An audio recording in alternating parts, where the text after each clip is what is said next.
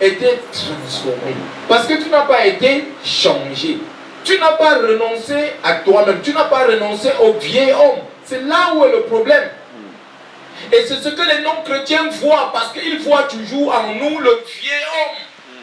La vieille nature. La chair. L'inclination aux choses horribles. C'est ce qu'ils voient. Je ne t'ai pas connu. Ce ne sera pas ton partage au nom de Jésus. Amen.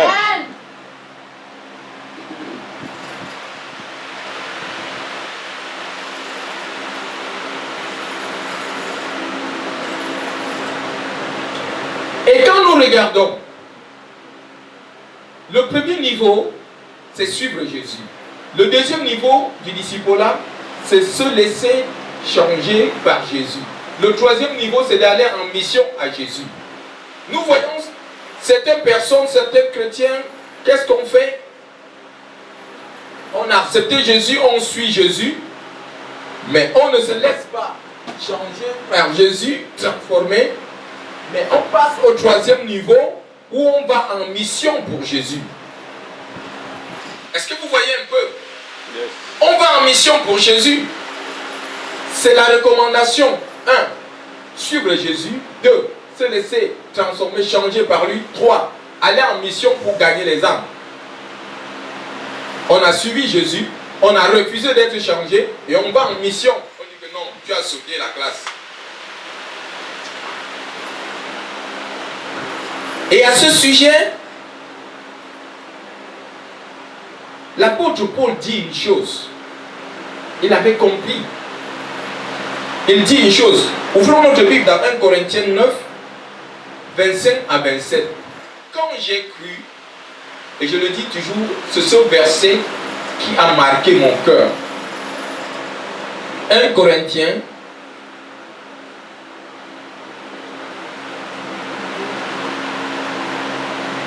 9, 25 à 27. 1 Corinthiens chapitre 9, verset 25 à 27, je lis au nom de Jésus. Tous ceux qui combattent s'imposent toute espèce d'abstinence et ils le font pour obtenir une couronne corruptible. Mais nous, faisons-le pour une couronne incorruptible. Moi donc, je cours, non pas comme à l'aventure, je frappe, non pas comme battant de l'air, mais je traite durement mon corps et je le tiens assujetti de peur d'être moi-même rejeté après avoir prêché aux autres. Tous ceux qui combattent s'imposent toutes sortes, toute espèce d'abstinence.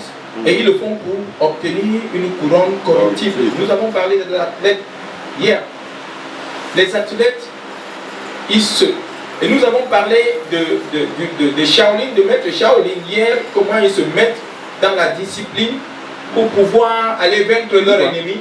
Mais l'apôtre Paul dit qu'ils font tout cela pour des couronnes corruptibles. Et il dit, mais nous faisons-le pour une couronne incorruptible. Moi, je cours, non pas comme à l'aventure. Je frappe, non pas comme battant l'air, mais je traite durement mon corps et je le tiens assujetti de peur d'être moi-même rejeté après avoir prêché aux autres. Écoutez bien. Mais je traite durement mon corps. Ça veut dire qu'il a renoncé à lui-même. Il a dit non à la chair, aux inclinations naturelles. Il traite durement son corps. Il dit à son corps, tais-toi, arrête de voir les films pornographiques. Arrête de te masturber, arrête la fornication, arrête le mensonge, arrête le vol, arrête l'adultère. Arrête de faire ce que tu fais là, tu vas m'amener en enfer. Arrête, il se parle à lui-même. Nous devons apprendre à parler à nous-mêmes. Toi, si tu aimes trop manger, arrête de trop manger. Yes. Amen. Amen. Arrête. Il dit qu'il traite durement son corps. Nous devons, c'est ça le disciple. Le disciple est celui qui se met sous la discipline. Si nous ne savons pas nous discipliner, c'est très grave pour nous. le disciple est celui, nous avons pris l'exemple du disciple de Shaolin. Hier, nous voyons comment dans ces films, je vous ai dit que j'aime bien voir les films chinois, même mes enfants savent ça, et je vois ça dans le sens spirituel.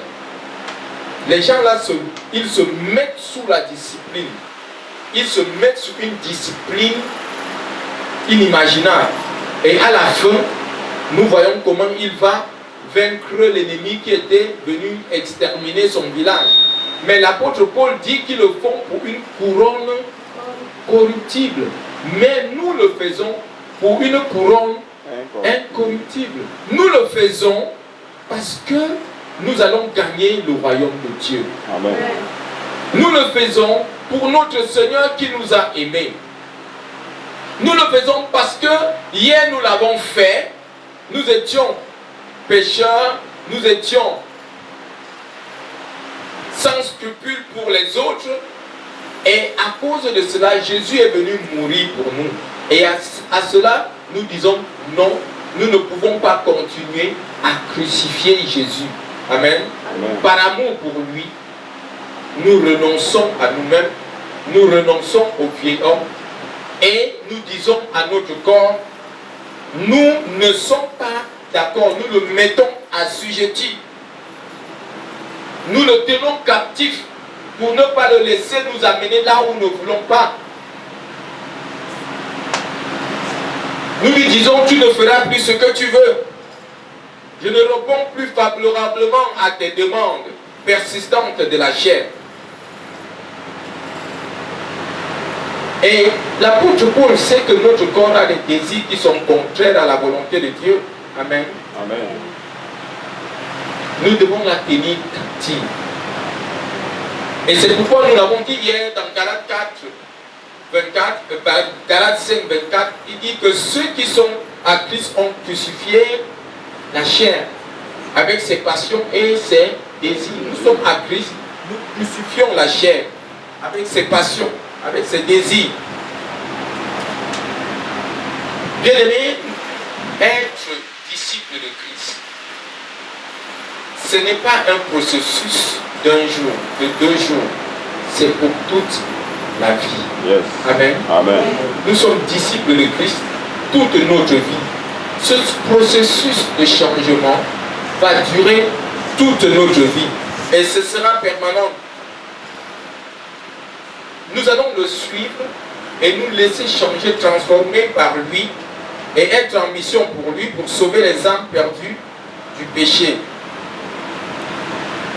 Et nous avons dit que nous devons renoncer aussi aux aspects de nos traditions et de nos cultures. Et notre culture est celle de Christ. En Christ, il n'y a plus ni juif, il n'y a plus ni grec, il n'y a plus ni femme ni homme, il n'y a plus ni riche ni pauvre, il n'y a plus ni pauvre, ni libre ni esclave. Amen. Amen.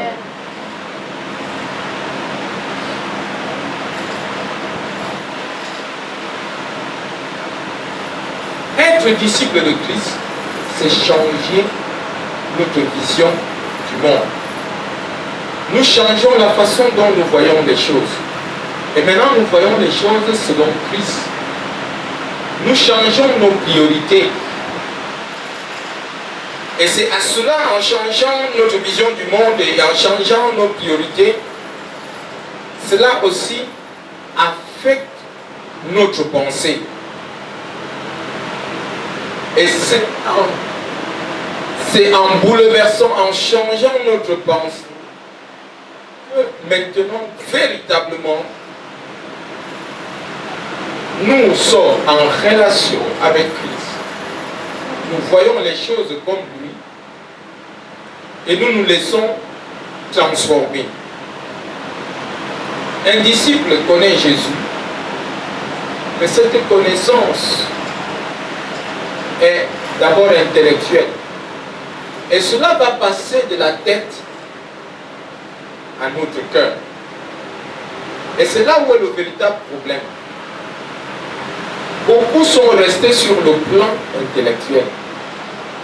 Beaucoup peuvent être des grands théologiens. Beaucoup peuvent réciter la parole de Dieu. Beaucoup peuvent réciter les promesses de Dieu. Mais cette connaissance que nous avons de Christ, nous devons permettre par le changement que cela parte de notre pensée à notre cœur. Et quand cela passe de notre pensée, de notre tête à notre cœur, et c'est ça qui nous permet non seulement d'être en parfaite relation avec le Seigneur, et d'être aussi en parfaite relation avec les frères et les sœurs. C'est ça l'aboutissement.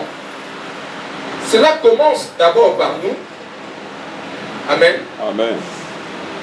Nous suivons le Seigneur, nous nous exposons à lui, nous renonçons à nous-mêmes, nous sommes en relation avec lui. Nous permettons qu'il nous change, qu'il nous transforme. Nous nous mettons en mission de gagner les âmes pour lui. Et mais cette mission n'est pas seulement pour nous-mêmes. Et cela, comme je dis, doit pouvoir parvenir à notre cœur. Et à ce moment, quand cela parvient à notre cœur, cela nous permet d'être en parfaite relation avec notre Seigneur, non pas seulement avec lui, mais avec nos bien-aimés.